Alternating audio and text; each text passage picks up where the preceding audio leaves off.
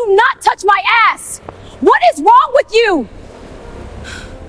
The music was loud, too loud.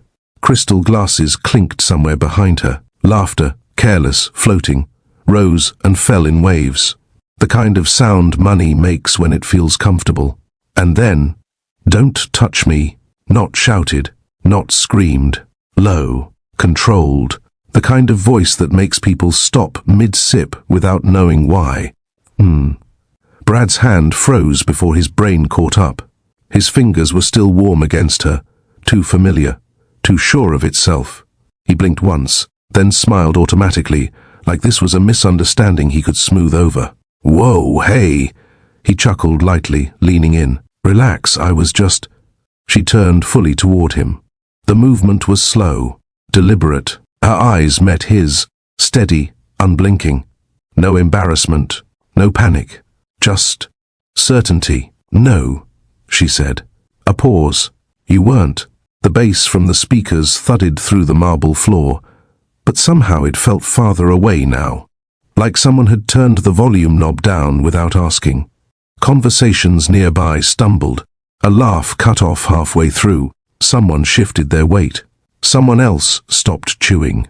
Brad opened his mouth again, closed it. He'd misread this. He knew that now, but he didn't yet understand how badly. Her shoulders were relaxed, but her jaw wasn't. There was heat there, quiet, contained, the kind that didn't rush out all at once. "I need you to step back," she said calmly. Then softer, almost to herself, "Right now." A breath passed between them. 1 second. 2. For the first time that night, Brad felt it. That strange, hollow pause where money usually rushed in to fill the space. An apology would normally work here. A joke. A smile. Something easy. Nothing came. And in that silence, the room shifted. The silence didn't rush in. It crept. At first, it was just a pause in the conversation nearest them. A woman mid-sentence frowned, realizing she'd lost her place. Somewhere to the left, a laugh came out late, too loud, and then stopped. Brad became aware of his own breathing. That annoyed him. He never noticed his breathing. The music was still playing technically. He could see the DJ nodding along, unbothered. But the sound felt thinner now, like it was coming through a wall. The bass hit again. Dull, distant, not triumphant, not fun. Eyes started drifting, not staring yet, just checking. Brad shifted his weight, instinctively straightening his jacket. His smile lingered half a second too long before fading. He hadn't been rejected like this before. Not publicly, not without an explanation wrapped in politeness. "Well," he started, then stopped, cleared his throat. "I didn't mean anything by it." She watched him struggle for footing and didn't help. That's when it hit him. No one was rushing in to save the moment. No assistant appeared at his shoulder. No friend laughed it off. No one tapped him and said, "Hey man, let's grab another drink." The usual safety net just wasn't there. He glanced around, finally noticing how the circle around them had widened, just enough. People pretending to be busy while staying close enough to see. Champagne glasses hovered near lips that forgot to sip. This wasn't a scene he controlled. His chest tightened, not fear exactly, but something close, something unfamiliar. The awareness that whatever this was, it wasn't bending his way. And then she spoke again. Quietly, clear. "I'm not like other women." The words didn't cut. They landed. A beat passed. Maybe 2. Brad felt the warmth rise in his neck before he could stop it. Not anger. Not yet. Something closer to embarrassment. Something heavier. The kind that doesn't burn off quickly. She held his gaze while the room absorbed it. Not waiting for approval. Not checking reactions. Just stating a fact. And in that moment, Brad realized something else. Something worse. This wasn't going to blow over. "I'm not like other women." She didn't raise her voice when she said it. Didn't lean in. Didn't soften it either. Just let it sit there. Someone nearby inhaled sharply. Another person shifted, heels scraping lightly against the floor. A glass clinked, nervous fingers, not celebration. Brad tried to laugh. The sound barely made it out. "Okay," he said, nodding, like he understood. Like this was just a difference in style. "I hear you," but his eyes betrayed him. They flicked away for half a second, just long enough. She noticed. "You don't," she replied. A pause. "Not yet." That did it. The room didn't explode. It didn't gasp dramatically. It leaned in. Brad felt it then, fully. The heat in his face, the weight behind his eyes. This wasn't rejection in private. This was correction, out loud, where people could remember it. He swallowed. Money usually smoothed moments like this, turned edges dull, made discomfort brief. Tonight, it just sat there, watching him fail to move it. "Well," he tried again, softer this time. "I was just being friendly." Her head tilted slightly, not curious, assessing. "Friendly doesn't grab," she said. Then, after a breath, friendly asks. Silence again. A long one. Brad nodded once, stiffly. He felt smaller standing there than he had all night, surrounded by everything he owned. His confidence didn't shatter, it thinned, like glass under pressure. And that's when she stepped back, not dramatically, not angrily, just enough to end it. She turned and walked away. No glance over her shoulder, no final word. The crowd slowly exhaled, pretending nothing had happened. Conversations restarted, but lower now. Careful. Brad stayed where he was, alone in the middle of it. If you've ever had to speak up when it would have been easier to stay quiet, tap that like. And if moments like this make you uncomfortable in a way that feels real, go ahead and comment. You're not alone. Brad stared at the space she left behind, and instead of anger, something else crept in. Brad expected the familiar surge, the irritation, the defensiveness, the urge to dismiss what had just happened and move on. It didn't come. Instead, there was this hollow space in his chest, quiet, uncomfortable, like something had been taken from him without permission. He exhaled slowly. He'd been embarrassed before. That wasn't new. Embarrassment usually passed once the room reset, once people found something else to look at. He could already feel the night trying to correct itself, laughter creeping back in, music reclaiming attention. But he couldn't. His eyes followed the path she'd taken through the crowd, even after she disappeared from view. Not because he wanted to explain, not because he wanted to fix it, because she hadn't needed him. That realization landed heavier than the rejection. He'd miscalculated her from the start. Assumed the setting mattered more than the person. Assumed access meant permission. Assumed money would cushion whatever line he crossed. It hadn't. Brad rubbed his thumb against his palm, grounding himself. He noticed the slight tremor there and frowned. That annoyed him too. He didn't shake. "Well," he murmured under his breath, more to himself than anyone else, then stopped. There was nothing to finish the thought with. For the first time in his adult life, someone had said no to him and walked away without waiting to see how he'd take it. No anger followed, no plan formed, just curiosity, sharp and unwelcome. Who was she? Really? And why did this feel like the beginning of something instead of the end? If you're still here, subscribe, because this story doesn't go where you think it will. Izzy didn't grow up expecting life to surprise her in soft ways. She grew up where mornings started early and promises were measured by whether they showed up again the next day, where adults spoke plainly, where people noticed when you didn't come home on time, where faith wasn't loud but steady, woven into routines, not speeches. Her mother believed in love, sure, but she believed in showing up more. Dinner on the table, bills paid on time when possible, apologies that didn't need explaining because the behavior changed afterward. Church wasn't an event, it was a rhythm. Sundays, yes, but also Tuesdays when someone needed help. Prayer before meals, prayer before decisions, prayer before sleep, even when the words ran out and all that came was a long breath and a quiet please. Just help me make it through tomorrow. Community filled the gaps people couldn't. Aunties who corrected you without sugar.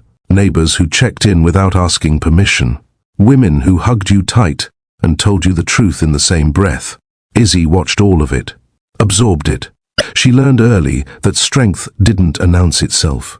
It endured, and by the time she was grown, that steadiness had settled into her bones. Izzy liked love. She wasn't bitter about it. She enjoyed the idea of closeness, laughter shared late, warm hands, the way connection could make the world feel smaller for a moment. But peace was non-negotiable. She'd seen what happened when women chased affection at the expense of themselves. Seen how easily attention turned into expectation, how quickly desire became obligation if you weren't careful. So she learned to pause. Well, she learned to ask herself questions before saying yes. Do I feel calm with him? Or just excited? Do I feel seen? Or chosen? If the answer leaned too far in one direction, she stepped back. That didn't mean she didn't feel things. She felt plenty. Attraction, curiosity, want. She just refused to disappear inside it. Surrender was never the goal. Connection was. And if someone couldn't meet her there, if they needed her smaller, quieter, more grateful, she let the feeling pass, let it burn out on its own. Peace lasted longer anyway. Izzy didn't need men to say much. She listened to how they stood, how close they leaned, how quickly they touched without asking, the pauses they skipped, the answers they expected. Entitlement had a rhythm, and she'd learned it early.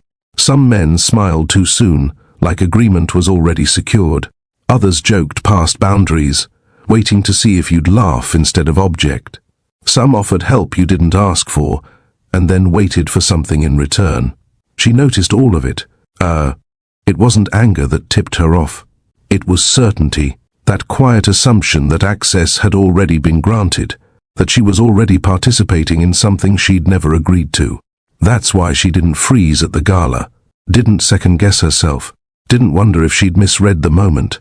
She hadn't. Her body knew before her mind caught up. The tightening in her chest, the way her shoulders squared without effort, the calm that arrived when a line needed to be drawn. She'd been here before. Different face, same energy. And she trusted herself enough now to act on it. After moments like that, Izzy didn't spiral. She grounded. Even walking away from Brad, heels steady against the marble floor, she felt centered, not shaken, not proud either, just resolved. Her breath slowed naturally, in through her nose, out through her mouth. A familiar pattern, one she'd practiced long before tonight. You did what you needed to do, she told herself. Not defensively, just factually. She didn't replay his face, didn't imagine explanations, didn't wish she'd said more or less. There was a quiet certainty settling in her chest, the same one she'd felt in other moments when she chose herself without apology. I've seen this before, she thought, and I handled it then too. By the time she reached the edge of the room, the noise had returned behind her. The night was already moving on. Izzy didn't look back. She didn't need to. Brad learned early that silence could be expensive, not the awkward kind, not the kind that came from not knowing what to say. This was a polished silence, intentional, measured, curated, the kind that lived in rooms with thick carpets and doors that closed softly behind you. He grew up surrounded by it. His childhood home didn't echo. It absorbed sound. Conversations stayed low even when disagreements happened. Voices never cracked. No one slammed doors. Tension existed, sure, but it was refined, contained, something you sensed rather than heard. When Brad made mistakes, and he did like any kid, they were handled away from public view. There were meetings, phone calls, calm explanations delivered by adults who never raised their voices. Consequences arrived cushioned, wrapped in reassurance. Nothing lingered long enough to sting. If something went wrong at school, it didn't follow him home. If something went wrong at home, it didn't follow him outside. Life had compartments, and he moved through them cleanly. Image was everything, though no one ever said it that way. They talked about reputation, about discretion, about being careful where and how things were handled. Brad learned how to smile through discomfort, how to keep his posture relaxed even when he didn't feel it. He learned that control didn't require force, just confidence. Well, he also learned that there was always someone who could make things go away, a family name that opened doors, long-standing relationships that smoothed tension. Problems were rarely allowed to fully develop. They were intercepted, redirected, quietly corrected. By the time Brad was old enough to recognize patterns, this one had already shaped him. The world responded differently to him, and he accepted that response as normal. Expected it even. If someone was upset, it passed. If someone objected, it softened. If something became uncomfortable, it was adjusted. He didn't question it. Why would he? Adulthood only reinforced the lesson. Meetings ended in his favor. Deals closed despite missteps. People gave him room, physically and emotionally, before he ever asked for it. And over time, that expectation became invisible. Brad didn't think of himself as someone who always got his way. He thought of himself as reasonable, easy to work with, someone things just worked out for. That night at the gala, standing alone after Izzy walked away, that belief didn't shatter. But it did. Hesitate. Just a fraction. And that was new. Brad had never struggled to connect. From college onward, attention followed him without effort. He didn't chase it. Didn't need to. Conversations seemed to tilt toward him naturally. People leaned in. Women smiled first. He learned how to be agreeable without being vulnerable, how to ask questions that kept things light, how to make others feel interesting while staying just out of reach himself. Women often described him as easy, comfortable, someone who made rooms feel less tense. He took pride in that, thought it meant he was doing something right. When moments went too far, and occasionally they did, he adjusted just enough to keep things moving.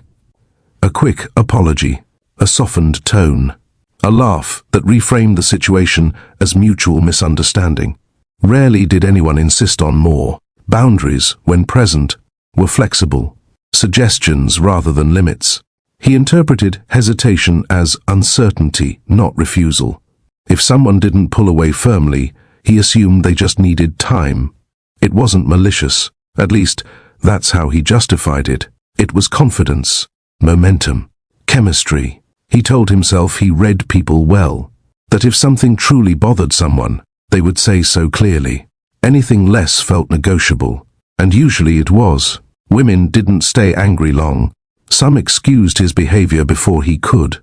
Others reframed it themselves. He didn't mean it. It's not that serious. He's just used to being friendly. Brad accepted those explanations easily. Apologies, when offered, were brief and effective. He didn't dwell on them. There was no need to. The situation resolved, and everyone moved on. Until Izzy. She hadn't negotiated, hadn't laughed it off, hadn't softened the moment to protect comfort. She'd drawn a line and walked away. Brad hadn't followed immediately, not because he didn't want to, but because his instincts stalled. He didn't know which version of himself to use. The one who joked, the one who smoothed things over, the one who waited for the other person to adjust. None of them fit. Later that night, alone with a drink he barely touched, he replayed the moment again. Not just what she said, but how she said it. The lack of escalation, the absence of drama, the certainty. She hadn't needed him to understand. She'd acted as if her boundary was complete on its own. That realization didn't sit well. Brad exhaled slowly, rolling the glass between his palms. He'd always believed his charm was harmless, a lubricant for social friction, something people appreciated. But for the first time he wondered, briefly, reluctantly, if what he'd called ease had been something else entirely. And that thought lingered longer than he liked. Brad didn't notice when the driver asked if he wanted to go straight home. Yeah, he answered after a pause, realizing a second too late that the question had already been hanging there. His voice sounded normal, calm. It usually did. The city slid past the tinted windows in fragments, lights, motion, shapes without detail. He watched them without really seeing anything. It should have been over by now. Moments like that always were. A brief spike of discomfort, then the night rebalanced itself. He'd done nothing outrageous, nothing that couldn't be explained away with tone and timing. And yet, his jaw tightened slightly as the memory replayed again, uninvited. Not the words first, the stillness, the way Izzy had turned toward him without urgency, the absence of panic, the complete lack of concern for how the moment would land on him. That was the part his mind kept circling. Most people adjusted when they realized who he was, not dramatically, just subtly. Their posture shifted, their voice softened, their certainty thinned. It happened without instruction. Izzy hadn't done any of that. Brad exhaled through his nose, slow, controlled. "Well," he murmured to himself, then stopped. There was nothing to finish the sentence with. At home, the apartment greeted him the way it always did. Quiet, immaculate, untouched by the night he'd just left. He loosened his tie, dropped his jacket on the back of a chair, poured a drink out of habit more than desire. He took one sip, then another. Nothing. The usual release didn't come. He sat instead, elbows resting lightly on his knees, glass dangling between his fingers. The room was silent enough that he could hear the faint hum of the building itself. Normally he liked that. It felt controlled. Tonight it pressed. Brad leaned back, staring at the ceiling. Why hadn't she hesitated? He ran through possibilities, cataloguing them the way he always did when something didn't make sense. Maybe she didn't recognize him. No, that wasn't it. She'd met his eyes. She knew exactly who he was. Maybe she was trying to make a point. Maybe she wanted attention. The thought didn't settle. It slid off too easily. People seeking attention stayed to see the reaction. They watched for effect. Izzy hadn't waited. She hadn't checked the room. She hadn't even glanced back. Brad frowned slightly, his fingers tightening around the glass. That wasn't a tactic he recognized. He replayed the tone of her voice. Not raised, not sharp for effect, just precise, as if she were correcting a factual error, not defending herself. That bothered him more than if she'd shouted. Anger. He could navigate. Anger invited response. Anger created space for explanation, apology, negotiation. Certainty did not. Brad swallowed, throat suddenly dry. He hadn't lost control in the obvious way. He hadn't lashed out or embarrassed himself further. He'd simply stalled. And the more he thought about it, the more that unsettled him, because it suggested something he didn't like to consider, that the moment hadn't ended on his terms. Brad told himself he wouldn't think about her again. He said it quietly, almost as a test. Sitting there alone, drink untouched now, the words sounded thin even to him. "Doesn't matter," he muttered, shaking his head once. But curiosity doesn't announce itself loudly. It slips in when defenses are relaxed. It showed up the next morning while he shaved, his hand pausing mid-motion as the image surfaced again. Her face, composed, unreadable. It showed up during a meeting when someone mentioned a redevelopment initiative downtown, and his attention drifted just long enough for him to miss a question. He noticed the pattern and didn't like it. Curiosity had never had this texture before. It wasn't eager. It wasn't flattering. It didn't feed his ego. It challenged it. Brad sat through lunch without tasting much of anything, nodding in the right places, responding automatically. His body moved through the day as it always did, efficient, unbothered, but something underneath lagged. He found himself wondering things he didn't usually wonder. What did she do after she left the gala? Did the moment bother her at all? Or had it ended for her the second she turned away? The last question stuck. Most people carried interactions like that with them, at least for a while. They replayed them, questioned themselves, wondered if they'd been too harsh, or not harsh enough. Brad suspected Izzy hadn't. That thought tightened something in his chest. "Well," he said under his breath, as he stood alone by the window later that evening, watching traffic inch along below. "That's new." He rested a hand against the glass, grounding himself in the cool surface. He didn't feel out of control, not exactly, but he felt displaced, like he'd stepped into a room where the rules were different, and no one had bothered to explain them. For the first time, he wasn't curious because he wanted something. He was curious because he didn't understand, and that scared him more than rejection ever had. Rejection implied effort, a goal, something to overcome. This was different. This was the uncomfortable awareness that someone existed outside his influence, and that he'd felt it immediately. Brad closed his eyes briefly, inhaling slowly, then letting the breath go. He didn't know her, didn't know her life, didn't know why the moment had lodged itself so firmly in his mind. But one thing was clear now, even if he didn't want to admit it fully yet. Whatever had started at that gala hadn't ended when she walked away, and whether he liked it or not, it had changed him. Izzy didn't expect to see his name on the agenda.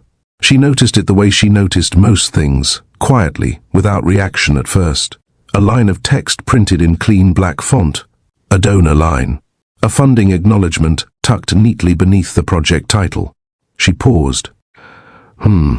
Her finger hovered over the page for a second longer than necessary before she turned it. Not because she was surprised, because she was recalibrating. The meeting room sat on the second floor of a municipal building downtown. Nothing fancy. Fluorescent lights, long table, stackable chairs pulled out at uneven angles. A small American flag in the corner. A city seal mounted slightly off-center on the wall. This wasn't a gala. No music. No champagne. Just paperwork. Budgets. Timelines. People who showed up because the work needed doing. Izzy took her seat, smoothing her skirt, grounding herself in the familiar rhythm of preparation. Pens aligned, notebook open, phone silenced.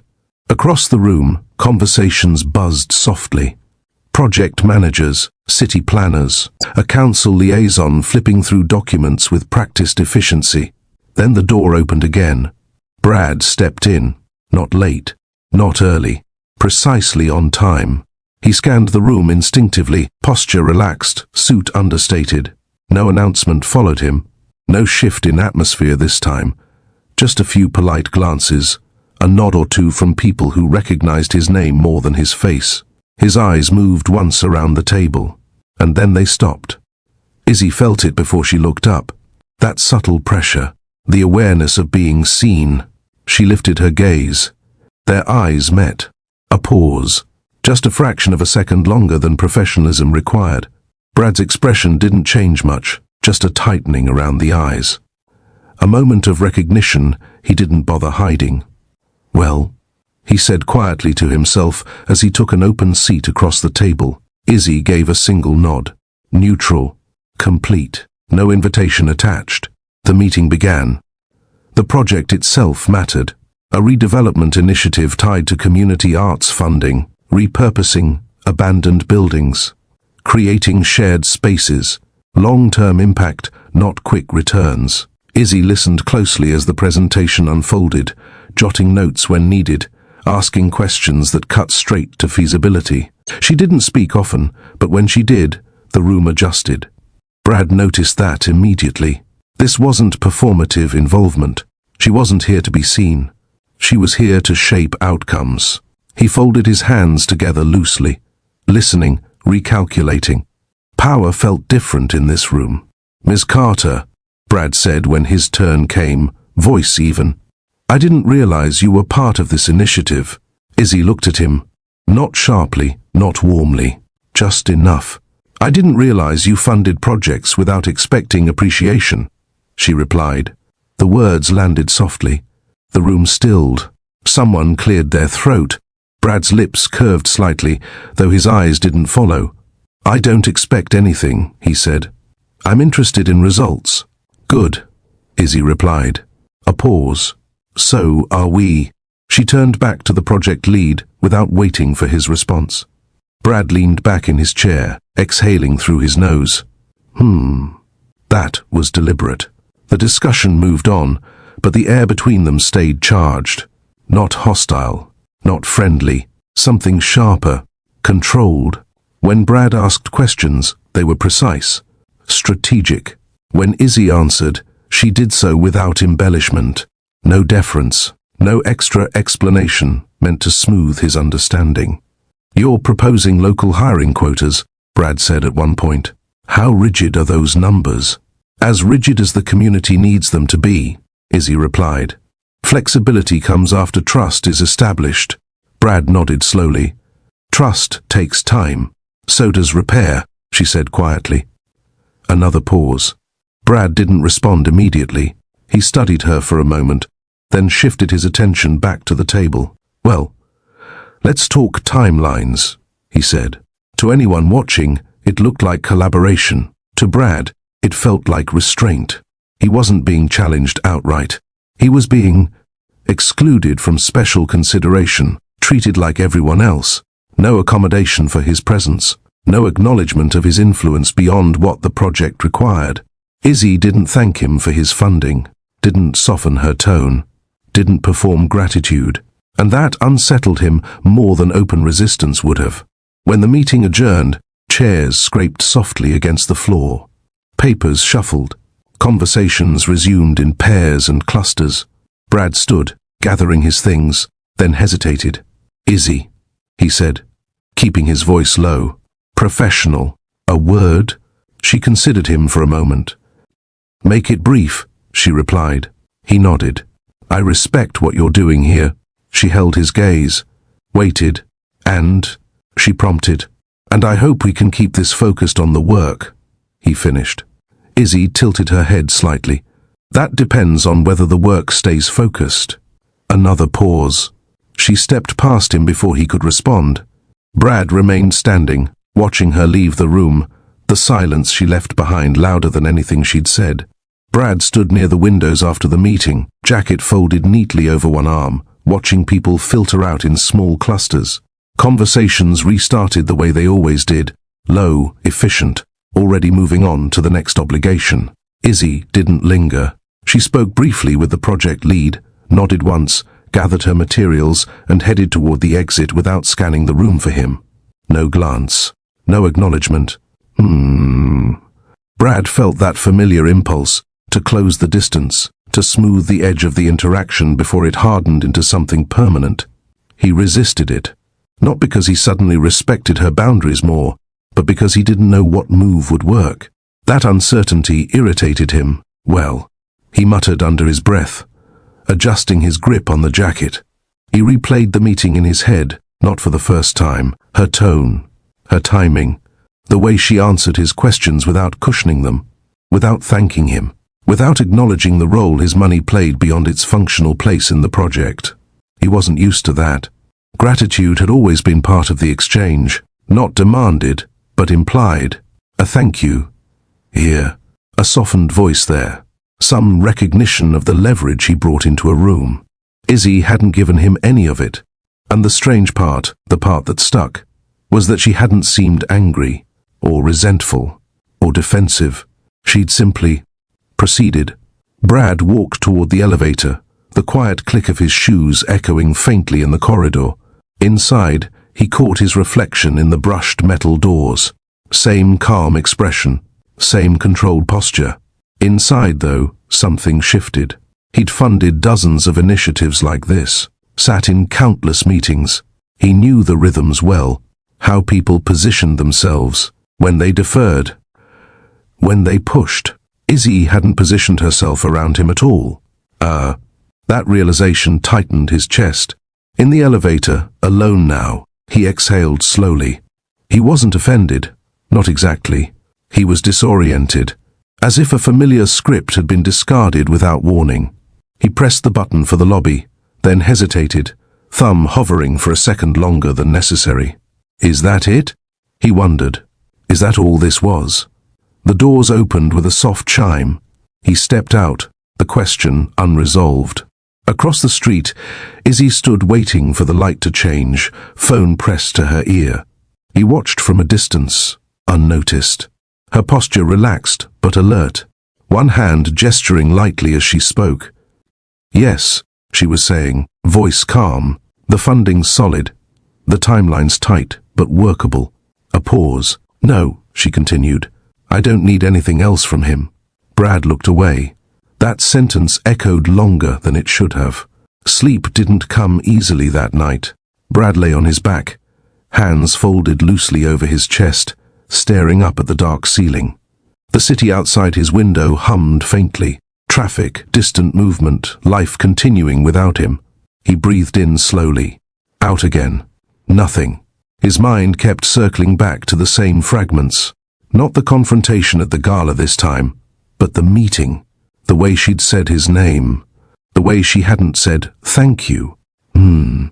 He turned onto his side, then back again. The sheets felt too smooth, too perfect. He noticed things he usually didn't. How quiet the apartment was, how controlled everything felt. He tried to focus on something else. A deal closing next week. An upcoming trip. Numbers. Structures. Predictable things. But Izzy's voice cut through again. So are we. It hadn't been dismissive or combative. It had been final. Brad exhaled sharply, then softened it, forcing his breath to slow. He didn't like this lingering sense of being unsettled without a clear reason. Rejection was easy. It gave shape to things. Direction. This was different. She hadn't rejected him again. She'd simply refused to center him. That thought sat heavy in his chest. Well, he whispered into the darkness, then stopped. There was nothing to finish with. He wondered, briefly, reluctantly, if this was what it felt like to meet someone who didn't need him. Not his money, not his approval, not his presence. The idea should have passed like the others. It didn't. Brad rolled onto his side, staring at the faint outline of the city through the window. The silence pressed in, louder than any argument, heavier than any no he'd ever heard. And somewhere in that quiet, a realization began to form. Slow, unwelcome, impossible to ignore. This wasn't about control anymore. It was about relevance. And for the first time, he wasn't sure where he stood. The conversation wasn't supposed to go there. Brad hadn't planned it. That was the thing that surprised him later. Not the words themselves, but how easily they slipped out. How natural they sounded in his mouth. As if they'd been waiting for the right moment to surface. They were standing just outside the building after another project meeting. Evening had settled in, cool and quiet. Traffic moved steadily down the street. People passed without paying attention. Izzy was checking something on her phone, posture relaxed, attention clearly elsewhere. Brad cleared his throat. Well, he began, then paused. He didn't need to say anything. He knew that. The meeting had gone fine, professional, efficient, but something tugged at him. That familiar urge to define the moment, to frame it in a way that made sense to him. "I get it," he said lightly. "You're careful." Izzy glanced up. Just briefly. Careful about... He shrugged, a small smile pulling at one corner of his mouth. "About how things look." She waited. Brad shifted his weight, hands slipping into his pockets. "I mean, you don't want anyone thinking you're here for the wrong reasons." A pause. He continued before she could respond, tone still easy, still casual. "Especially with someone like me involved. People talk. I figured you're just managing that." The words hung there. Brad didn't hear them as an accusation, not at first. In his mind, they were practical, observational, acknowledging the reality of how things worked. Money complicated optics. Everyone knew that. He expected a correction, or a clarification, maybe even agreement. What he didn't expect was the silence. Izzy lowered her phone slowly. "Say that again," she said. Her voice was calm, too calm. Brad blinked. "I'm just saying..." "No," she interrupted softly. "Say it the way you mean it." He hesitated. Something in her tone made him reconsider, but only briefly. He pushed through the discomfort, relying on habit. "I'm saying," he continued, "that I understand why you'd want to keep some distance. You don't want anyone assuming you're motivated by money." There it was, out in the open now. Brad watched her face, waiting for a reaction that didn't come right away. He didn't see anger, or shock, or embarrassment. He saw stillness, and for the first time since the gala, that stillness made him uneasy. Izzy didn't respond immediately. She didn't sigh, didn't shake her head, didn't laugh it off. She just stood there, eyes on him, body completely still. Brad felt the shift before he understood it. The air between them changed, thickened somehow. The sounds of the street seemed to recede, leaving too much space for the moment to breathe. Her expression didn't harden. That was what caught him off guard. Instead, something withdrew. She took a slow breath in, held it, let it out carefully, like she was steadying herself. "You think," she said finally, choosing each word with care, "that I'm here because of your money?" Brad opened his mouth, then closed it again. "Well," he said, trying to recalibrate, "I'm not saying that exactly." She tilted her head slightly. "You are." Another pause. Izzy looked away, not dramatically, not dismissively, just enough to gather herself. When she looked back, her eyes were clear, focused. "You think I spend my time managing assumptions," she continued, voice low, "because you assume that's what someone like me would have to do." Brad felt something tighten in his chest.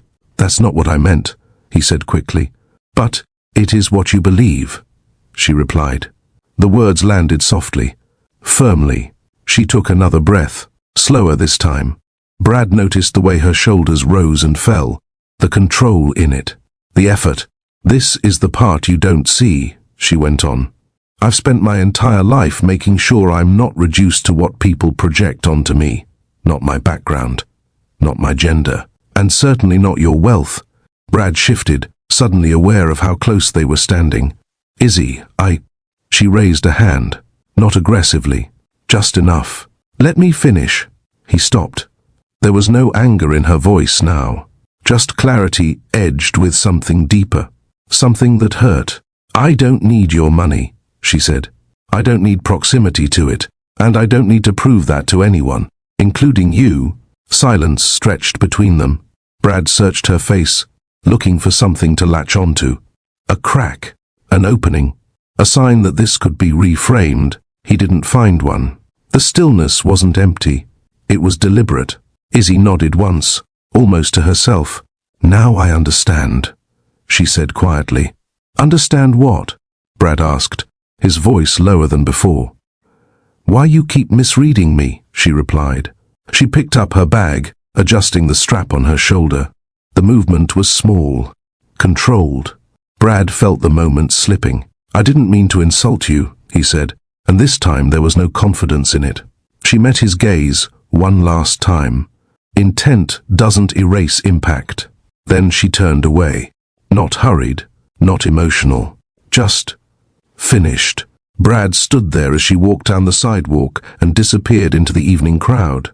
This time, the silence she left behind didn't feel neutral. It felt heavy, and for the first time, he didn't just register her absence. He felt it. Brad didn't follow her right away, not because he didn't want to, but because his body didn't move when his mind told it to.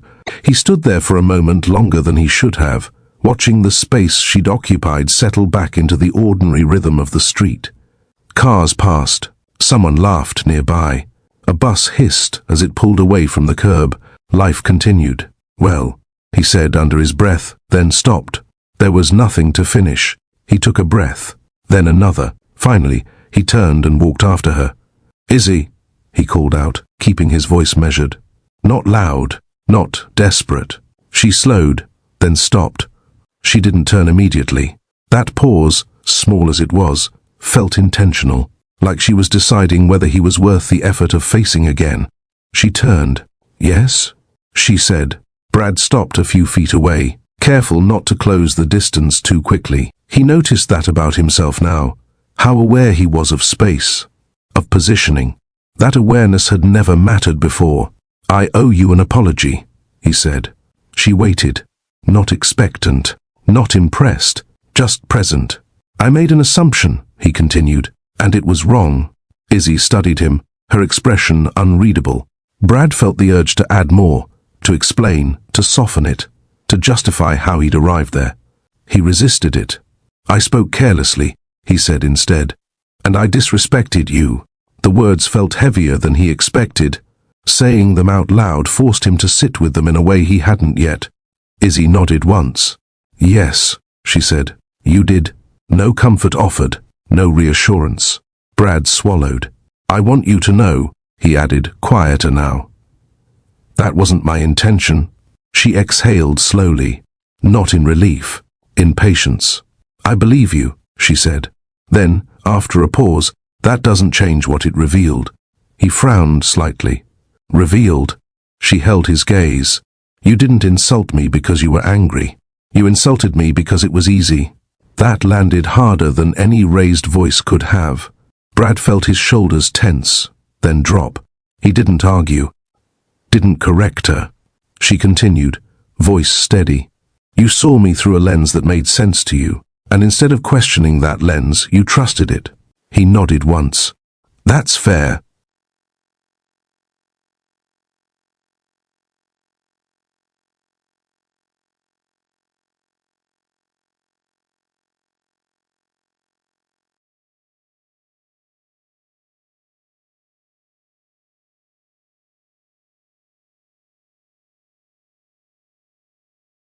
Another pause.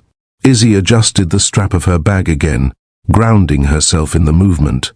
This is where people usually try to explain themselves, she said, or convince me I shouldn't feel the way I do. I'm not going to do that, Brad said quickly. I know, she replied. You already apologized. She took a step back, increasing the space between them again. Brad noticed the gesture immediately. It wasn't defensive. It was decisive. I don't need you to feel bad, Izzy said. I need you to understand. He met her eyes. I think I do. She considered that, just for a moment. Good, she said. Then don't do it again. The conversation could have ended there. In another version of this moment, maybe it would have. But something in Brad, some mix of discomfort and urgency, pushed him to say one more thing. I don't want this to be how you see me, he said. Izzy didn't respond right away. When she did, her voice was softer, but no less firm. How you're seen, she said, is shaped by what you say when you think you're being reasonable. Brad absorbed that in silence. She gave him one last nod. Take care, Brad. Then she turned away. This time, Brad didn't stay still. He took a step forward, then stopped himself. He watched Izzy walk down the street, her pace unhurried, her posture steady. She didn't look back, not once, and something in his chest tightened sharply. This wasn't the hollow curiosity he'd felt after the gala. This wasn't the unsettled silence of the meeting room. This was different. This was loss. Not dramatic, not explosive. Just present. Brad stood there as the distance between them grew, the sounds of the city filling the space she left behind. He felt exposed in a way he wasn't used to, like something had been taken from him, not unfairly but decisively. Well, he whispered, the word dissolving into a breath. He realized then that he'd expected more time, more chances, another conversation where things could be corrected slowly on his terms. Izzy hadn't offered that. She'd given him clarity instead. Brad turned back toward the building, his steps slower now. The lobby felt quieter than before, though nothing had changed. The elevator ride up passed in silence. He watched the numbers climb without really seeing them. Inside his apartment, he didn't pour a drink. He dropped his keys on the counter, sat on the edge of the couch, and leaned forward with his elbows on his knees. His hands hung loosely between them. He breathed. In, out, again. The weight in his chest didn't lift. He thought about the way she'd spoken, how she hadn't tried to win the exchange, hadn't raised her voice, hadn't needed the upper hand. She'd simply told the truth and walked away. Brad closed his eyes briefly. For the first time he wondered, not defensively, not dismissively, how many times he'd done this before. How many moments he'd misunderstood because the other person had chosen comfort over correction. This time, there had been no cushioning. And now, sitting alone in the quiet, he understood something he hadn't earlier. He hadn't just lost her goodwill, he'd lost access, and that loss stayed with him, long after the street outside returned to normal. Brad almost did what he always did. The impulse came quickly, automatic, polished, familiar. A quiet phone call, something thoughtful delivered at the right time, A gesture that spoke louder than words without requiring vulnerability. Flowers crossed his mind first. Then a donation in her name. Then an invitation, tasteful, discreet, impossible to ignore. He stopped himself. The realization arrived slowly, like pressure easing off a bruise. None of those things were about her. They were about restoring balance, about regaining footing, about proving, without saying it outright, that he still knew how to move situations back into his favor. He sat with that discomfort longer than usual. In his apartment, the morning light filtered in gently, catching on surfaces that had been curated to feel calm. Everything was exactly where it belonged. That, too, felt wrong today. Brad stood by the window, hands in his pockets, staring down at the street below. People moved with purpose. Coffee cups, briefcases, conversations half heard through open car windows. He exhaled. "Well," he murmured, then shook his head slightly. No gifts, no gestures that spoke for him, no leveraging proximity or access. If he reached out again, it would have to be without armor. That thought unsettled him. Brad wasn't used to restraint, not this kind. The kind that required sitting with the possibility that the answer might still be no, and that there would be nothing he could do to soften it. He pulled his phone out, thumb hovering over the screen. He didn't scroll contacts. He knew exactly where her name was. He didn't tap it. Not yet. Days passed. Meetings came and went. He kept his distance deliberately, even when opportunity presented itself. He avoided events where he knew she might appear, not out of fear, but out of respect for the space she'd clearly claimed. People noticed. "You're being quiet," a colleague remarked casually over lunch. Brad shrugged. Just thinking. That wasn't a lie. The urge to act rose and fell, each time weaker than before. In its place, something else grew. Patience, maybe. Or humility. He wasn't sure yet. By the third day he realized something uncomfortable.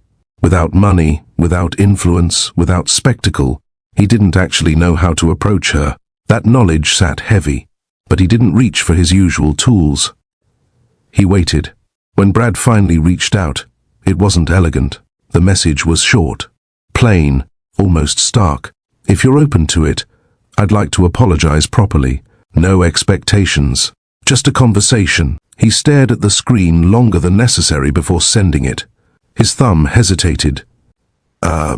He sent it anyway. The wait afterward stretched longer than he expected. Minutes passed, then an hour. He kept himself busy, emails, calls, logistics, but his attention drifted back repeatedly. When the reply came, it was brief. 15 minutes. Tomorrow. Coffee shop on 8th. No emoji, no warmth, no reassurance. Brad exhaled slowly. The next day, he arrived early and chose a seat near the back. Not strategic, just instinctive. He wanted fewer eyes, less pressure. He ordered coffee and didn't touch it. When Izzy walked in, he stood immediately, then paused, unsure whether to sit back down or stay where he was. She solved it by sitting across from him. "Hi," she said. "Hi," he replied, then cleared his throat. "Thank you for meeting me." She nodded once. "You have 15 minutes. He checked the time instinctively, then looked back at her. "Right." Silence settled between them. Not awkward, but not comfortable either. Brad took a breath. "I want to apologize," he said. "Not the polished version, the real one." Izzy leaned back slightly, arms crossing loosely. She didn't interrupt. "I was wrong," he continued, "about what I said, about what I assumed, and about how casually I allowed myself to say it." He paused, searching for words that didn't sound rehearsed. "I've spent a long time moving through spaces where my perspective isn't questioned," he admitted.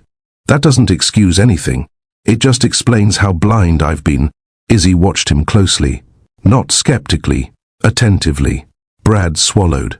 "I didn't consider how insulting it would be to reduce your work, your presence, to proximity to me," he said. "And I'm sorry." The words felt heavier than he expected. His voice dipped slightly at the end. There was a moment, just long enough for doubt to creep in, where she said nothing. I appreciate the apology, Izzy said finally, and the way you're giving it. He nodded, relieved but cautious. I don't expect forgiveness. Good, she replied, because apologies aren't transactions. That landed quietly. Brad shifted in his seat. I'm learning that. She studied him for another beat. You're uncomfortable. He let out a small, breathless laugh. Yes. She didn't smile. You're not trying to fix this with anything, she observed. No gestures, no explanation tour. I was tempted, he admitted. I didn't. Izzy nodded slowly. That's restraint. He met her gaze.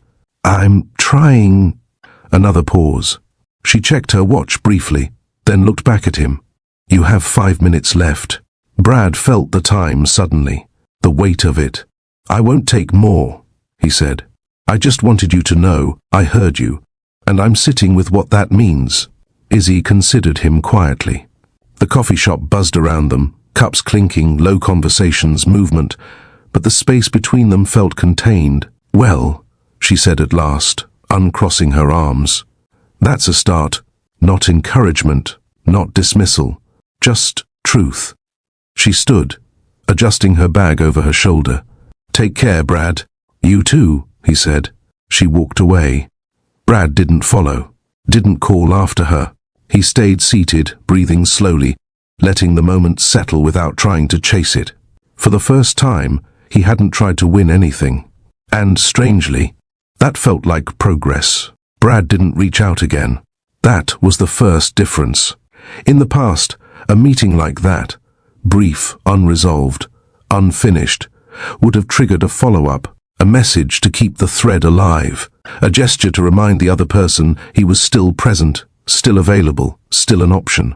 This time, he sat with the silence. It wasn't easy. The days after the coffee meeting stretched in unfamiliar ways. He noticed how often he reached for his phone without meaning to, how frequently his thoughts drifted toward what he could say next, how he could clarify something, how he could move the moment forward. Each time, he stopped himself. No meant no. Even when no wasn't spoken outright, Izzy hadn't promised anything. She hadn't hinted at a next step. She hadn't softened her goodbye. She'd simply left. Brad realized then how rarely he'd truly encountered refusal. Not the polite kind, not the kind wrapped in excuses or softened by reassurance. This was different. This was a boundary that didn't explain itself. Well, he murmured one evening, standing in his kitchen, staring at a glass of water he hadn't touched. That's new. He thought about how often he'd interpreted hesitation as invitation, how easily he'd assumed time would do the work for him if he just stayed present enough. Izzy hadn't left space for that. A week passed. They crossed paths again, not intentionally, not dramatically. Another project meeting. Another room with neutral walls and long tables. This time, Brad arrived early and took a seat farther down. Izzy entered a few minutes later, her attention on the materials in her hands. She acknowledged him with a nod. Nothing more. The meeting unfolded smoothly. Productive. Focused. Brad spoke when necessary. Listened more than usual. At one point, he caught himself about to jump in, about to steer the conversation, assert direction, fill a gap that didn't need filling. He stopped. Izzy noticed. She glanced at him briefly, then returned her attention to the speaker. No expression changed, no reaction given. But Brad felt it anyway. The meeting ended without incident. People gathered their things. Conversations resumed. Brad stood, unsure whether to approach her or let the moment pass. He chose the latter. As he turned to leave, Izzy spoke. Brad. He stopped, then turned back. Yes? She didn't move closer, didn't lower her voice, just spoke plainly. You're doing better, she said. His chest tightened slightly. Better. At listening, she clarified. At not inserting yourself where you're not needed. He nodded once. I'm trying. I can see that, she replied. Then, after a pause, that doesn't mean access. The words were gentle, but firm. Brad absorbed them in silence. I understand, he said. She studied him for a moment, as if deciding whether he truly did. Then she nodded. Good. She walked away. Brad stood there longer than necessary, replaying the exchange. There was no sting in her words, no accusation, just truth. And for the first time, he didn't feel compelled to argue with it. Something shifted after that, not in any obvious way, not in a way Brad could point to and name, but the air between them changed. Their interactions remained sparse, professional, contained, but no longer edged with tension. When Izzy spoke in meetings, Brad listened without calculating how to respond. When he spoke, he did so carefully, without seeking her approval. Curiosity crept in quietly, not the hungry kind, not the kind that demanded answers, the patient kind. Brad found himself wondering about her work, what drew her to it, how she'd come to navigate those spaces with such steadiness. He noticed the way she framed questions, how she redirected conversations without dominating them. He didn't ask. He observed. One afternoon, as a meeting wrapped up early, they found themselves walking out at the same time. The sidewalk was busy, the noise of the city pressing in. They walked side by side for a few steps without speaking. I won't keep you, Brad said finally. Izzy glanced at him. You don't have to. Another pause. How are you finding the project? She asked. He considered the question. Not strategically, honestly. It's grounding, he said. Different from what I'm used to. In what way? He exhaled softly. It doesn't respond to pressure. It responds to care. She nodded. That's true. They walked another block. Brad hesitated, then spoke. I'm still learning when to stop. Izzy smiled faintly. The expression was brief, there and gone. That might be the most important part, she said. They reached the corner and slowed. Well, Brad said, then stopped himself, a small smile tugging at his mouth. I won't overstay this. I noticed, Izzy replied. They stood there for a moment longer, not awkward, not charged, just present. Curiosity sat between them, not as a demand, but as an open question. Izzy adjusted the strap of her bag. Take care, Brad. You too, he said. She crossed the street. He waited until the light changed, then continued on his way. Brad didn't feel victorious. He didn't feel reassured. But as he walked, he noticed something unfamiliar settle in his chest. Hope, not the reckless kind, not the entitled kind, the cautious kind, the kind that understands it hasn't been earned yet. And for the first time, that felt right. The first real shift didn't announce itself. There was no moment Brad could point to later and say, that's when things changed. Instead, it arrived quietly, layered into ordinary time, the way habits form without permission. It started with conversation, not the kind that filled space, the kind that respected it. They found themselves seated across from each other more often, sometimes for work, sometimes by coincidence that stopped feeling accidental after a while. Coffee shops, public benches near the project site, a quiet corner after meetings ended early. They talked about the work at first, logistics, timelines, community needs, safe ground. Brad noticed how Izzy listened, not just to respond, but to absorb. When she spoke, it was deliberate, thoughtful, never rushed to fill a pause just because one existed. At first, the silence unsettled him. He'd spent years learning how to manage space with words, how to steer conversations, keep them light, impressive, efficient. Silence had always felt like something to conquer. With Izzy, silence stayed. And, somehow, it didn't feel empty. One afternoon, they sat on opposite ends of a long bench, papers spread between them. The air was cool. Traffic hummed nearby. Brad finished making a point, then stopped. She didn't answer right away. He waited. The seconds stretched, not awkward, not tense, just present. He noticed his breathing before he noticed his impatience. In through his nose, out through his mouth. Well, he said softly, then stopped himself. Izzy glanced at him. You don't need to fill it, she said, not unkindly. He nodded. Right, They sat with the thought instead. Over time, the pauses lengthened. The conversations deepened without force.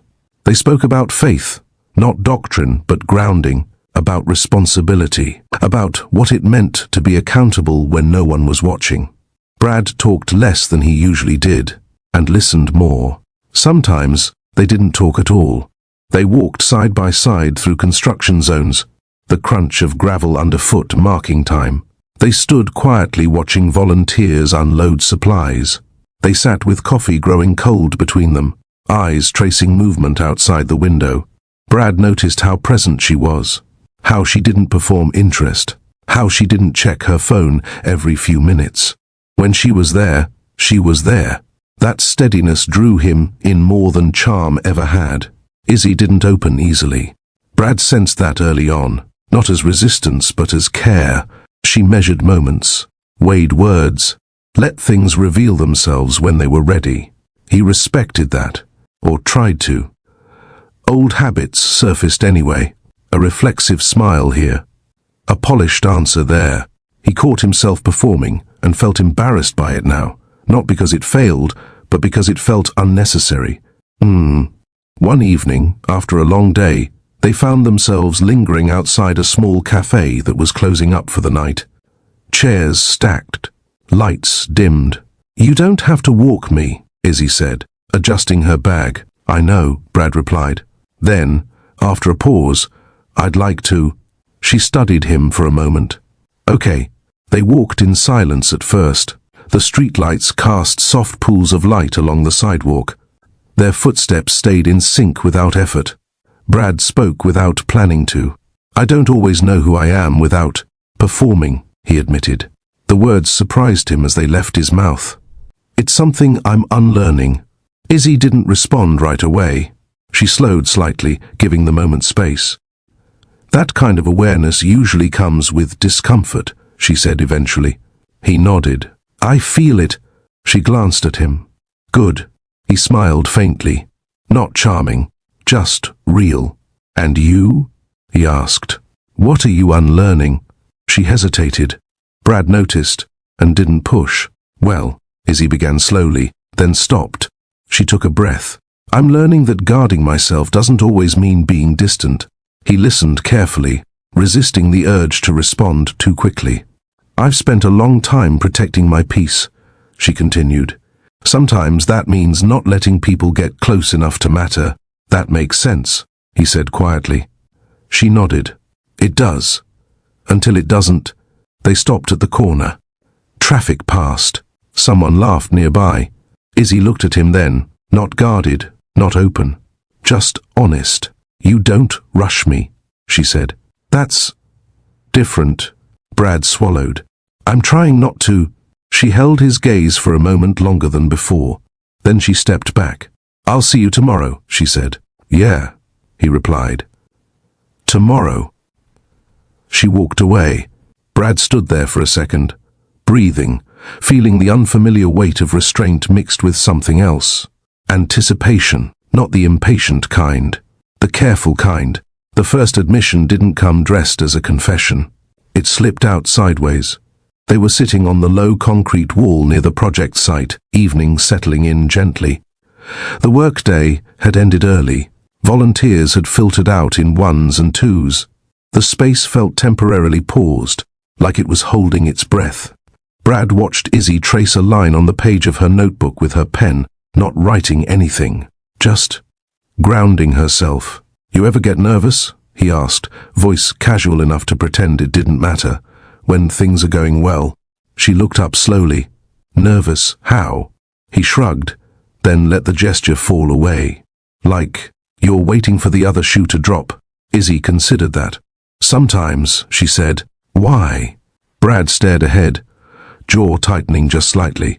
"Because the first do." The words hung there, unfinished. He didn't rush to explain them, didn't rush to protect them either. "I'm used to momentum," he continued after a pause. "If something feels good, I push it forward. I don't usually stop to notice what it feels like." She turned her body toward him, just a little. "And now I notice," he said quietly. "And it makes me Hesitate. Izzy nodded slowly. Hesitation isn't always fear, she said. Sometimes it's respect. He let that sink in. A breeze moved through the space, cool against their skin. Brad became aware of how close they were sitting. Not close enough to touch, close enough to feel. He swallowed. There are moments, he said, then stopped. He exhaled and tried again. There are moments when I want to reach for you. And I don't, because I don't know if that would be crossing something. Izzy didn't answer right away. She closed her notebook gently and rested it on her lap. That's the right instinct, she said finally. To wonder first. Brad nodded. It's not comfortable. She smiled faintly. Growth rarely is. He laughed softly, barely audible. I feel like I'm relearning how to be around someone without trying to impress them. She met his eyes. And I'm relearning how to stay present without bracing myself. Another pause. The quiet between them felt different now. Warmer, more intentional. Brad's chest felt tight, not with anxiety, but with anticipation. He didn't know how to rush even if he wanted to. He didn't. The first time they sat close enough to touch, neither of them mentioned it. They were indoors this time. A small community room after hours. Lights dimmed. Chairs stacked along the wall. Rain tapped lightly against the windows. Izzy leaned against the table, arms folded loosely. Brad stood beside her, close enough that the warmth of her presence registered before the contact ever did. He noticed his breathing immediately. Slow, measured. He shifted his weight carefully, giving her space even as he stayed where he was. She noticed that too. You don't have to hold your breath, she said softly. He let out a small exhale. I wasn't trying to. She glanced at him. You were. He smiled faintly. Old habit. She reached out then, slowly, deliberately, and rested her hand against his forearm. Not gripping, not testing, just there. Brad's breath caught, then steadied. He didn't move, didn't lean in, didn't pull away. He waited. Izzy watched his face closely, her thumb shifting slightly where it rested. Is this okay? She asked. Yes, he said immediately. Then, after a pause, thank you for asking. She nodded. The contact stayed gentle, grounded, nothing rushed. They stood like that for a few breaths, listening to the rain, the buildings settling around them. Brad felt everything more clearly than he expected. The warmth of her hand, the space between each breath, the absence of pressure. I'm not in a hurry, he said quietly. I know, Izzy replied. She stepped closer then, just enough that their shoulders brushed. The contact sent a quiet awareness through him, not sharp, not demanding. He turned his head slightly, stopping short of her face. May I? He asked. She didn't answer with words.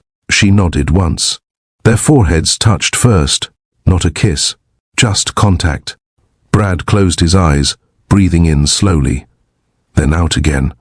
He felt her do the same. The moment stretched, unclaimed, unforced. When they finally pulled back, neither of them spoke right away. Well, Izzy said softly, then smiled. That was careful. He smiled back, on purpose. She stepped away first, not breaking the moment, just containing it. We'll take this as it comes, she said. No racing ahead. Brad nodded. I'm here. She studied him for a beat, then reached for her bag. I'll see you, she said. I'll be right here, he replied. She left. Brad stayed where he was, breathing, letting the closeness settle into something deeper than touch. Trust wasn't there yet, but patience was, and for the first time, that felt like enough. It didn't begin with urgency. That was the first thing Brad noticed later, when he tried to remember exactly when the night crossed from almost into something else. There was no sharp line, no sudden pull, just a gradual narrowing of the world until it was the two of them and the space they shared. They were at his place finally, not because he invited her with intention, but because the evening had grown late and the conversation hadn't reached a natural end. They'd stood outside for a long moment, neither of them saying what was obvious. Well, Izzy said eventually, breaking the pause. It's late. It is, Brad agreed. Another pause followed. Longer this time. Charged, but contained.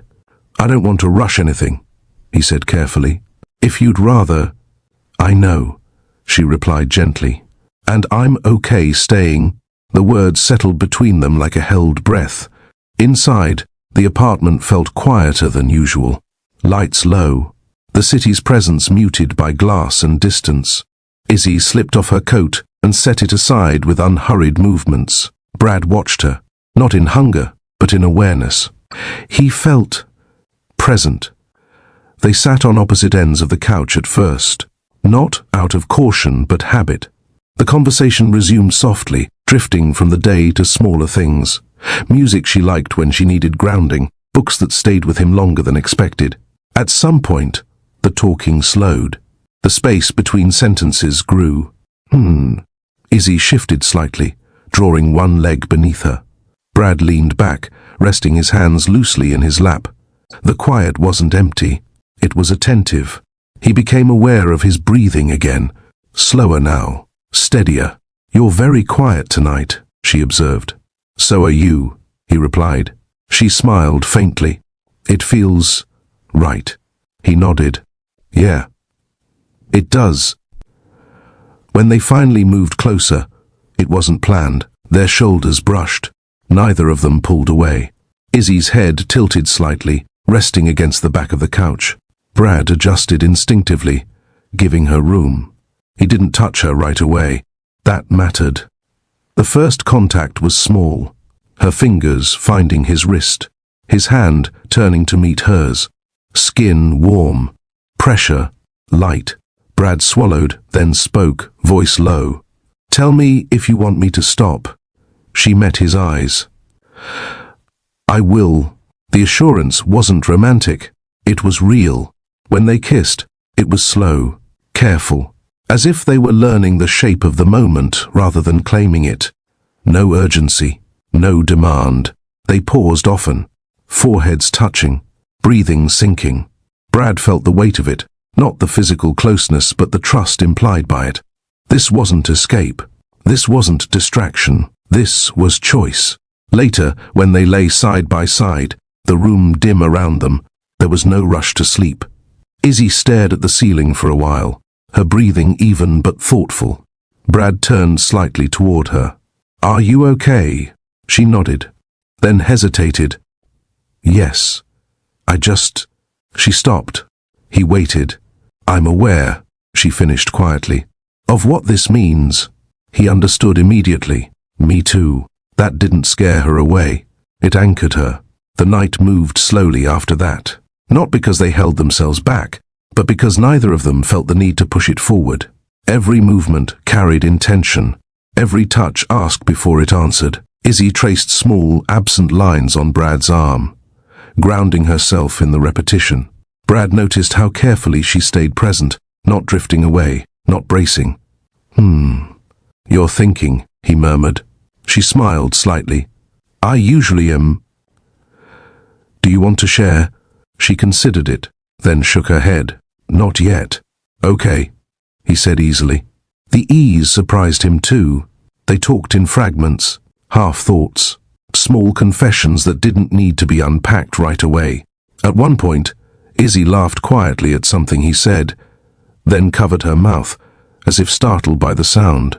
"I don't laugh like that often," she admitted. He smiled. "I'm glad you did." The room felt smaller as the night deepened, not claustrophobic, but held. The kind of space where silence didn't signal absence but comfort. When they finally slept, it wasn't tangled or restless, just close enough to feel each other's presence without claiming more.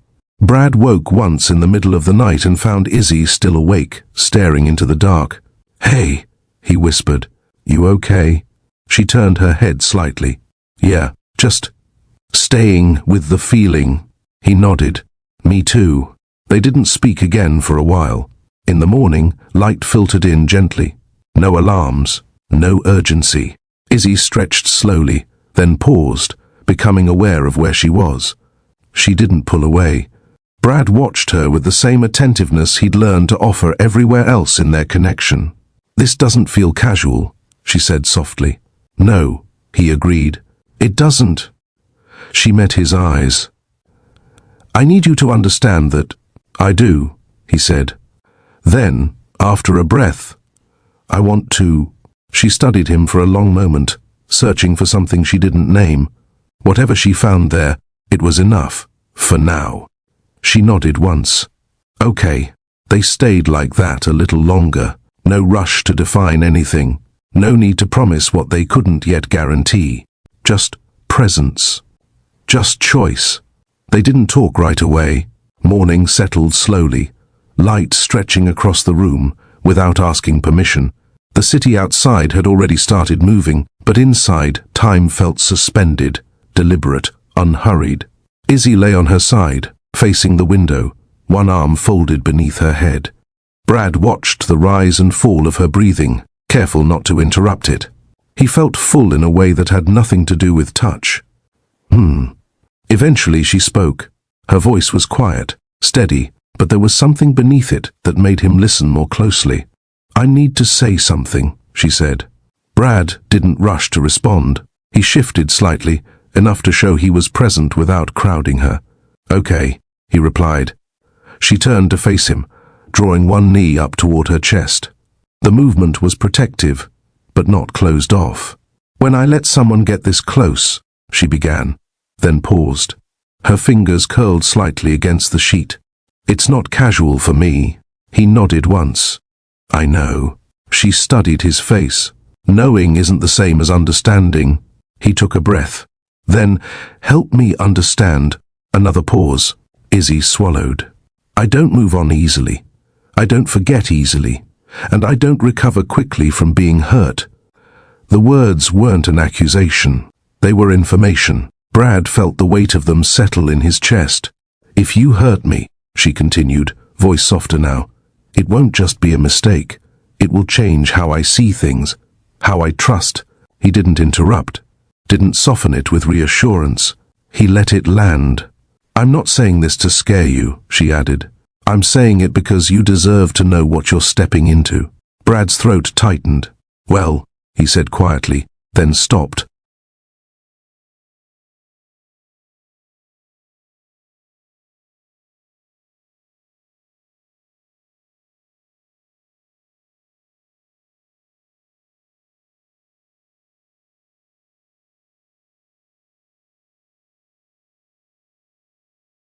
He took a breath and tried again. Thank you for telling me. She searched his face, looking for deflection, for fear, for dismissal. She didn't find it. I don't take this lightly, he said. I know my history. I know how easily I've moved on in the past. Her expression didn't change. She listened. And I'm not going to promise perfection, he continued.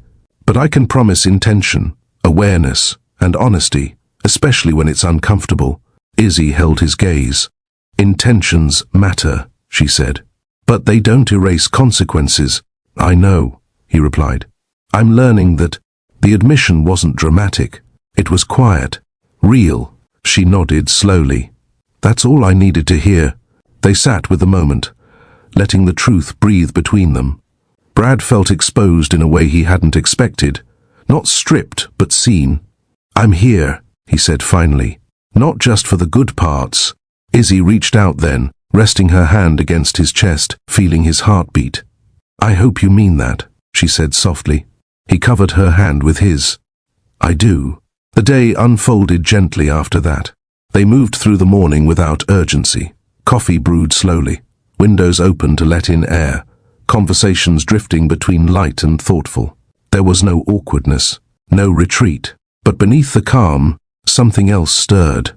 Brad noticed it when Izzy went quiet for a moment longer than usual, when her gaze lingered on him with an unreadable depth, when she asked questions that didn't sound casual. You're used to getting what you want, she said at one point, not accusing.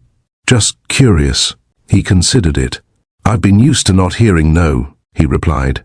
She nodded. That's different. Yeah, he admitted. It is. She studied him, then turned back to her coffee. Awareness helps, she said, but it doesn't protect you from temptation. The word settled between them. Brad didn't argue with it. "I'm not pretending I'm immune to my patterns," he said after a pause. "I just don't want them to run me anymore." Izzy glanced at him. "Patterns don't disappear just because we name them." "I know," he replied, "but naming them gives me a chance to stop before I act." She exhaled softly. Sometimes that single word carried weight. They stood by the window together for a while, watching people move along the street below. The normal rhythm of the city pressed in gently, reminding them that life didn't pause for clarity. Brad felt a flicker of something unfamiliar. Not fear exactly, more like recognition. This mattered, and because it mattered, it carried risk. Izzy turned toward him then. "I don't need certainty," she said. "I need consciousness." He nodded. "I can do that." She tilted her head. "Can you do it when it costs you something?" The question stayed with him. He didn't answer immediately. He didn't want to lie. "I don't know yet," he said finally. "But I want to try." She accepted that, not as reassurance, but as truth. "That's all anyone can do," she replied. They didn't seal the moment with a kiss, didn't turn it into something lighter to ease the weight. They let it remain what it was. As Izzy gathered her things to leave, she paused at the door. "This," she said, gesturing loosely between them, "doesn't mean you've earned me." Brad smiled faintly. "I wouldn't assume that." She returned the smile, brief, knowing. "Good." After she left, Brad stood alone in the quiet apartment, the morning light still stretching across the floor. He felt grounded, hopeful, and somewhere beneath that, aware. Aware that wanting to do better didn't guarantee he always would. Aware that love, real love, didn't come without consequence, and aware that the choices ahead would matter far more than the intentions behind them. Brad didn't recognize the danger right away. That was the problem. It didn't arrive dressed as temptation. It arrived as familiarity, ease, a version of himself he'd worn for so long it still fit without effort. The invitation came through an old contact, someone he hadn't thought about in months. A former partner from before Izzy, someone who knew his rhythms, his shortcuts, the version of him that didn't pause before acting. The message was casual. "I'm in town. Thought it'd be nice to catch up." Brad stared at the screen longer than he should have. He didn't feel pulled toward it, not physically, not emotionally. What stirred instead was something quieter. Nostalgia, validation, the comfort of being seen without effort. No growth required. He told himself it didn't matter, that he wouldn't go, that it was just noise. But he didn't delete the message either. That night, Izzy mentioned a late meeting. Long day. She sounded tired. "Get some rest," he said. "We'll talk tomorrow." He meant it. After the call ended, Brad sat alone in the quiet apartment, the city murmuring beyond the windows. His phone buzzed again. Just coffee. No expectations. He exhaled slowly. "Well," he murmured, then stopped. Coffee wasn't cheating. Conversation wasn't betrayal. He hadn't promised exclusivity in words, only in intention.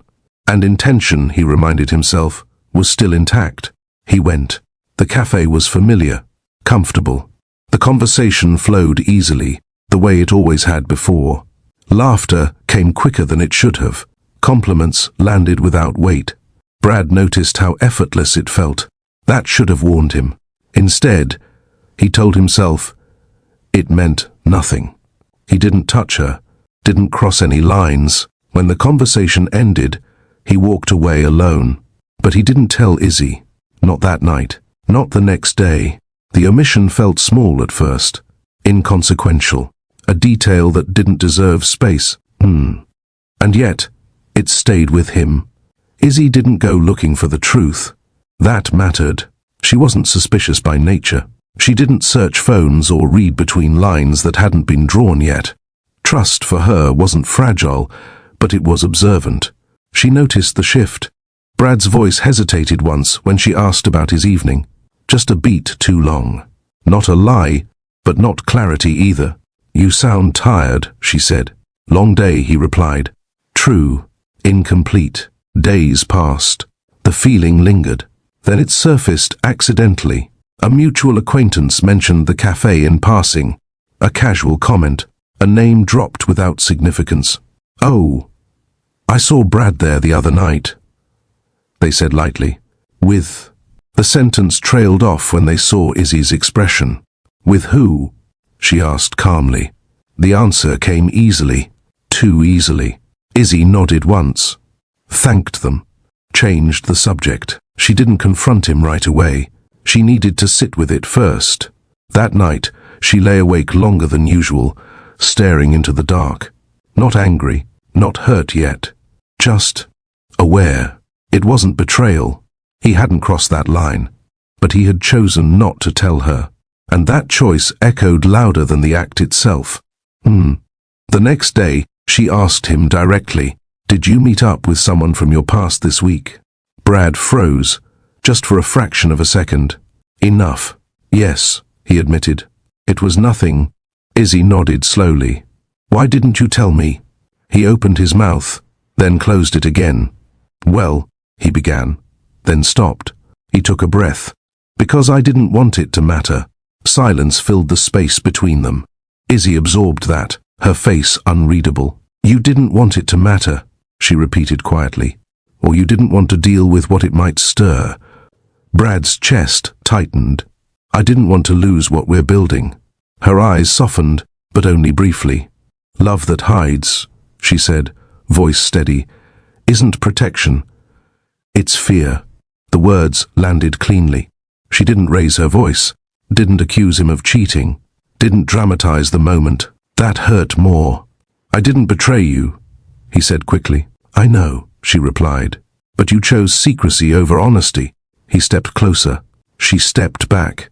The movement was small, but final. "I need space," Izzy said. "Not to punish you. To hear myself think." Brad felt the floor shift beneath him. "I'll wait," he said. She met his gaze, sadness flickering there now. "No," she said gently. "You'll change, or you won't. But I won't wait in uncertainty." She picked up her bag, movements controlled, deliberate. Brad stood there, helpless in a way he hadn't felt before. "Izzy," she paused at the door. "This isn't about the coffee," she said. "It's about the part of you that still believes some truths are safer hidden." Then she left. Brad didn't follow. This time, the silence she left behind didn't just unsettle him. It broke something open. The space Izzy asked for arrived immediately. Not gradually, not gently. One moment, she was part of Brad's days, the quiet check-ins, the shared glances, the steady presence. The next, she was absent in a way that felt deliberate. Complete. Brad respected it.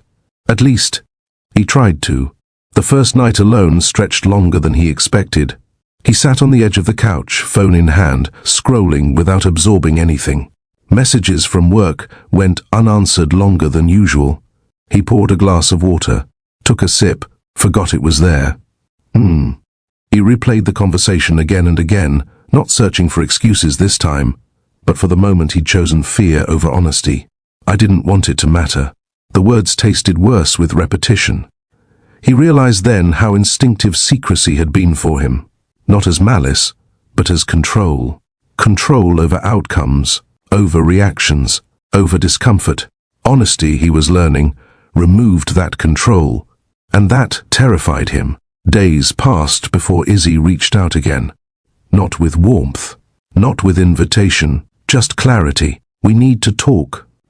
They met in a neutral place, a small park near the project site. Public, open, no soft corners to hide in. Izzy stood when she saw him approach, arms folded loosely, posture steady. Brad stopped a few feet away, careful not to assume closeness he hadn't earned. "Thank you for coming," she said. "Of course," he replied. Silence settled between them. The city hummed around them, indifferent. Izzy broke it first. "I need to know something," she said. "And I need you to answer it honestly." He nodded. "Okay." She held his gaze. "Did you hide that meeting because you were afraid of losing me, or because you didn't want to be accountable for how it might affect me?" Brad's chest tightened. He took a breath. then another. Well, he began, then stopped himself. He exhaled slowly. Both. The honesty surprised even him. Izzy didn't flinch. I was afraid, he continued, not of you, but of what being fully transparent him. Izzy didn't flinch. I was afraid, he continued, not of you, but of what being fully transparent would require of me, of having to sit with consequences instead of managing them. She listened without interrupting. I told myself I was protecting us, he said, but really, I was protecting myself. That confession landed heavy. Izzy closed her eyes briefly, then opened them again. That's the difference between love and control, she said. Love tells the truth even when it risks loss. Control hides it to avoid discomfort. Brad nodded. I see that now.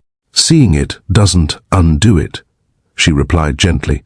I know, he said, but it changes what I do next. She studied him for a long moment, weighing the words against his history. This is why I warned you, she said quietly. Why I told you intention isn't immunity. He swallowed. You were right. The admission didn't earn forgiveness, but it mattered. Izzy didn't come back right away. That mattered too. She stepped away fully, not as punishment, but as preservation. Brad didn't protest, didn't plead. He understood, finally, that love wasn't something to be negotiated back into place. So he turned inward, not dramatically, not publicly. He changed in ways no one applauded. He stopped deflecting discomfort with action, sat with it instead. He noticed how often he'd used momentum to avoid reflection, how easily he'd mistaken confidence for growth. He made decisions differently now, slower, more intentional. When tempted to hide something small, he named it, out loud, even if only to himself. Say it anyway. He didn't reach out to Izzy, not with updates, not with apologies repeated into emptiness. He respected the space she'd asked for. Months passed. When they crossed paths again, it wasn't planned. Another community event, another long table, another familiar rhythm. Brad noticed her before she noticed him. His chest tightened, not with fear, but with awareness. He waited. When Izzy finally looked up and saw him, she didn't turn away. She approached. You look different, she said. He nodded. I feel different. They stood in silence for a moment, neither rushing to fill it. I didn't come back because I missed you, she said finally. I came back because I saw change. Brad held her gaze. I didn't change to get you back. She searched his face, found no urgency there, no expectation. That's why I'm here, she said. They walked together slowly, conversation tentative but honest. No declarations, no promises, just truth. I don't need you, Brad said at one point, but I want you, and I'm willing to be better whether you choose me or not. Izzy stopped walking. She turned toward him, emotion flickering across her face, relief, grief, hope tangled together. She breathed in, out. Well, she said softly, that's the first thing you've ever said that didn't try to secure an outcome. She reached for his hand, not claiming it, just resting her fingers there. We'll take this one step at a time, she said. If we take it at all. Brad nodded. I'm here. She smiled then, not guarded, not cautious, real. And for the first time since the fall, love didn't feel like something he had to protect. It felt like something he had to deserve, like something he had to deserve. If you enjoy American Love Stories, please consider subscribing and comment what you need next. And love you all from Mr. Austin.